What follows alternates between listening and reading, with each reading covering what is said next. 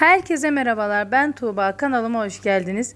Bu videomda 5 dakikada yapabileceğiniz tavada yumurtalı tost tarifi vereceğim. Ve ayrıca bu tostu kendi yapmış olduğum ekmekle yapacağım. Bu ekmeğin tarifini de link olarak açıklama kısmına yazacağım. İsteyenler oradan bu ekmeğin tarifine bakabilirler. Ekmeğimin de ne kadar yumuşak olduğunu sizlere gösterdim ve tarifime geçiyorum. Tarifim için gerekli olan malzemeler 3 adet yumurta, biraz tuz ve biraz da pul biber ekliyorum. Sizler arzuya göre isterseniz hiç baharat eklemezsiniz, isterseniz kendi gönlünüze göre baharat ekleyebilirsiniz. İsteyenler yumurtaya biraz süt de ekleyebilirler. Ben öyle de denedim, öyle de güzel oluyor. Ve tavaya biraz tereyağı alıyorum. 1 tatlı kaşığı kadar tereyağı yeterli olacaktır. Yumurtayı döktüm ve dilimlemiş olduğum ekmeklerimi isteyenler tost ekmeğiyle de yapabilirler. Ekmekleri arkalı önlü yumurtayla ıslatıyorum. İnanın çok kolay. Kahvaltıya gayet doyurucu, harika bir tost tarifi. Ocağınızın sıcaklığını yumurtanın pişmesine göre ayarlayın. Ben bazen kıstım, bazen açtım altını. Yumurtam pişti.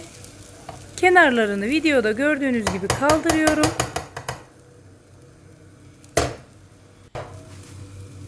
Tavamı da salladım. Ve spatulamla diğer tarafını çevirdim. Biraz kenarları kızardıktan sonra tostumu yapmaya başlayacağım. Kenar kısımlarını videoda gördüğünüz gibi içine katlıyorum. Lütfen bu aşamada dikkatli izleyin.